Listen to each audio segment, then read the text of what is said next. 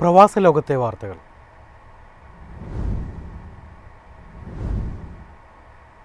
Indian oil കോർപ്പറേഷനുമായി ഊർജ്ജ വിതരണ കരാറിൽ ഒപ്പുവെച്ച് UAE അഡ്നോക് ഇന്ത്യക്ക് LNG വിതരണം ചെയ്യുന്നതിനായാണ് കരാർ. ഇന്ത്യക്ക് 15 വർഷത്തേക്ക് ദ്രവീകൃത പ്രകൃതിവാതകം വിതരണം ചെയ്യുന്നതിനാണ് കരാർ ഒപ്പിട്ടത്. അഡ്നോക്കിന്റെ റുവൈസ് LNG പദ്ധതിയിൽ നിന്നുള്ള 10 ലക്ഷം ടൺ വാതകമാണ് പ്രതിവർഷം ഇന്ത്യക്ക് ലഭിക്കുക. LNG കാർഗോകൾ ഇന്ത്യയിലെ ഏതു തുറമുഖത്തേക്കും എത്തിക്കാൻ ഈ കരാർ വഴി സാധിക്കും. 2029ഓടെ ഇന്ത്യൻ ഓയിൽ അഡ്നോക്കിന്റെ ഏറ്റവും വലിയ LNG ഉപഭോക്താവായി മാറും. അഡ്നോക്കിന്റെ ദാസ് ദ്വീപ് കേന്ദ്രത്തിൽ നിന്ന് 12 ലക്ഷം ടണ്ണും ഇന്ത്യക്ക് ലഭിക്കും. 2022 ഇന്ത്യയും UAEയുമായി ഒപ്പുവെച്ച കരാറിന്റെ വിജയം കൂടിയാണിത്. News desk MyFin TV. വിദേശ ബിസിനസ് ഉടമകൾക്കായി ന്യൂസിലാൻഡ് പുതിയ നിക്ഷേപ വിസ അവതരിപ്പിക്കുന്നു. പരിചയസമ്പന്നരായ വിദേശ നിക്ഷേപകരെ രാജ്യത്തേക്ക് ആകർഷിക്കുകയാണ് ലക്ഷ്യം. ന്യൂസിലാൻഡ് സർക്കാർ ഒരു പുതിയ ബിസിനസ് ഇൻവെസ്റ്റർ വിസ പ്രഖ്യാപിച്ചു. നിലവിലുള്ള സംരംഭക തൊഴിൽ വിസയുടെ കാലാവധി കഴിഞ്ഞെങ്കിൽ ഈ വിസ കൈവശമുള്ള വ്യക്തികൾ അത് പുതുക്കാൻ അപേക്ഷിക്കേണ്ടതുണ്ടെന്നും ഇമിഗ്രേഷൻ ന്യൂസിലാൻഡ് അറിയിച്ചു. ബിസിനസ് ഇൻവെസ്റ്റർ വർക്ക് വിസ അപേക്ഷകൾ നവംബറിൽ സ്വീകരിച്ചു തുടങ്ങും.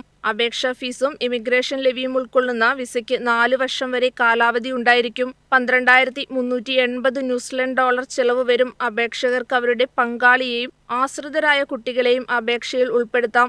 2 നിക്ഷേപ വഴികളും അപേക്ഷകരെ ബിസിനസ് ഇൻവെസ്റ്റർ റെസിഡന്റ് വിസയ്ക്ക് അപേക്ഷിക്കാൻ യോഗ്യരാക്കുന്നു.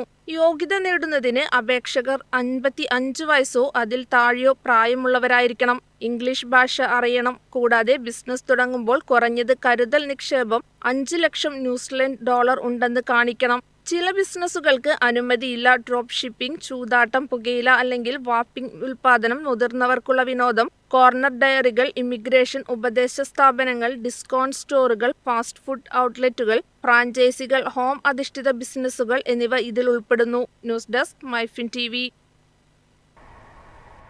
ബഹ്റൈനിൽ കെട്ടിട നിർമ്മാണ മേഖലയിലെ ചട്ടലംഘനങ്ങൾ കണ്ടെത്താൻ AI സർക്കാർ പ്രവർത്തനങ്ങളിൽ കൂടുതലായി ആർട്ടിഫിഷ്യൽ ഇന്റലിജൻസ് സംയോജിപ്പിക്കുന്നതിന്റെ ഭാഗമായാണ് പുതിയ പദ്ധതി. Survey and land registration authority ആഗോള കമ്പനിയായ അയോറ്റോക്സുമായി ഇതു സംബന്ധിച്ച ധാരണാപത്രത്തിൽ ഒപ്പുവെച്ചു. കെട്ടിട നിർമ്മാണ ചട്ടങ്ങളിലെ ലംഘനങ്ങളും മാറ്റങ്ങളും എളുപ്പത്തിൽ കണ്ടെത്തുകയാണ് ലക്ഷ്യം. വിവിധ സർക്കാർ മേഖലകളിൽ ഈ വർഷം ആദ്യം AI സാങ്കേതികവിദ്യ ഉപയോഗിച്ചുള്ള പ്രവർത്തനങ്ങൾ നടപ്പാക്കിയിരുന്നു. 2ാം ഘട്ട പദ്ധതിയിലാണ് കെട്ടിട നിർമ്മാണ മേഖലയെയും ബഹ്റിൻ ഉൾപ്പെടുത്തിയിരിക്കുന്നത്. മുനിസിപ്പാലിറ്റി കാര്യങ്ങൾ, കൃഷി മന്ത്രാലയം എന്നിവയുമായി ഏകോപിപ്പിച്ച് നടത്തുന്ന ആദ്യഘട്ടം 60% ഫലപ്രദമായെന്നാണ് വിലയിരുത്തൽ. ഡിജിറ്റൽ സേവനങ്ങൾ വിപുലീകരിക്കാനും സർക്കാർ ഏജൻസികൾ തമ്മിലുള്ള ഏകോപനം മെച്ചപ്പെടുത്താനും AI സാങ്കേതിക വിദ്യയിലൂടെ കഴിയും. പ്രവർത്തനക്ഷമത വർദ്ധിപ്പിക്കൽ, കൃത്യമായ വിവരശേഖരണം, വേഗത്തിലുള്ള തീരുമാനമെടുക്കൽ എന്നിവയെല്ലാം പുതിയ സാങ്കേതിക വിദ്യയുടെ പ്രത്യേകതയാണ്. ഉപഗ്രഹ ചിത്രങ്ങളുടെ സഹായത്തോടെയാകും കെട്ടിട നിർമ്മാണ മേഖലയിലെ നിയമലംഘനങ്ങൾ കണ്ടെത്തുക. കൂടുതൽ സർക്കാർ സേവനങ്ങളിലേക്കും പദ്ധതി വ്യാപിപ്പിക്കാനാണ് തീരുമാനം. News desk MyFin TV. Riyadh metro യാത്രക്കാരുടെ എണ്ണത്തിൽ വൻ വർധന. 9 മാസത്തിനിടെ 10 കോടിയിലേറെ യാത്രക്കാർ. വലിയൊരു വിഭാഗം താമസക്കാരും മെട്രോയെ ആശ്രയിക്കുന്നതിന്റെ തെളിവാണ് യാത്രക്കാരുടെ എണ്ണത്തിലെ വർധനവ്. ബ്ലൂ ലൈൻ വഴിയാണ് ഏറ്റവും കൂടുതൽ ആളുകൾ യാത്ര ചെയ്തത്. ഏകദേശം 46.5 ദശലക്ഷം പേരാണ് 9 മാസത്തിനിടെ ഇതുവഴി യാത്ര ചെയ്തത്. 17 ദശലക്ഷം യാത്രക്കാരുമായി റെഡ് ലൈൻ 2ാം സ്ഥാനത്തും 12 ദശലക്ഷം യാത്രക്കാരുമായി ഓറഞ്ച് ലൈൻ 3ാം സ്ഥാനത്തുമാണ്. Qasr, Al Hukm, King Abdullah Financial Centre, STC, National Museum എന്നിവയാണ് ഏറ്റവും തിരക്കേറിയ സ്റ്റേഷനുകൾ. ആകെയുള്ള യാത്രക്കാരുടെ എണ്ണത്തിൽ 29% ഇവിടെ നിന്നാണ്. സൗദിയുടെ തലസ്ഥാനത്ത് 176 കിലോമീറ്ററായി വ്യാപിച്ചു കിടക്കുന്ന ലോകത്തിലെ ഏറ്റവും ദൈർഘ്യമേറിയ ഡ്രൈവറില്ലാ ശൃംഖലയാണ് റിയാദ് മെട്രോ. മെട്രോ ശൃംഖല കൂടുതൽ മേഖലകളിലേക്ക് വ്യാപിപ്പിക്കുന്നതിന്റെ നടപടികളും പുരോഗമിക്കുകയാണ്. വരും ദിവസങ്ങൾ തിരക്ക് ഇനിയും വർദ്ധിക്കുമെന്നാണ് പ്രതീക്ഷ. News desk MyFin TV.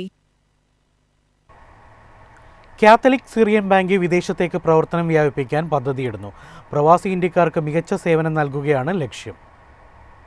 നിക്ഷേപ സമാഹരണത്തിനായി ബാങ്കുകൾ തമ്മിലുള്ള കടുത്ത മത്സരത്തിനിടയിൽ പ്രവാസി ഇന്ത്യക്കാർക്ക് സേവനം നൽകുന്നതിനും NRI ഡെപ്പോസിറ്റ് കൂട്ടുന്നതിനുമായി ദുബായിൽ ഒരു ഓഫീസ് തുറക്കുകയാണ് കാത്തലിക് സിറിയൻ ബാങ്ക്.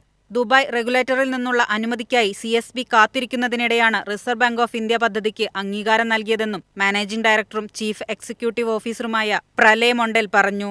ഇത് ലഭിച്ചാൽ ഉപഭോക്താക്കൾക്ക് മികച്ച സേവനം നൽകാൻ കഴിയുമെന്നും അദ്ദേഹം പറഞ്ഞു. റീറ്റെയിൽ ഡെപ്പോസിറ്റ് സമാഹരണത്തിന് CSB പ്രതിനിധി ഓഫീസ് സഹായിക്കും. 1 വർഷം മുമ്പ് 35% ബൾക്ക് ഡെപ്പോസിറ്റുകളുടെ വിഹിതം ജൂൺ അവസാനത്തോടെ 41% ഉയർന്നു. News desk MyFin TV. ഇടവേള.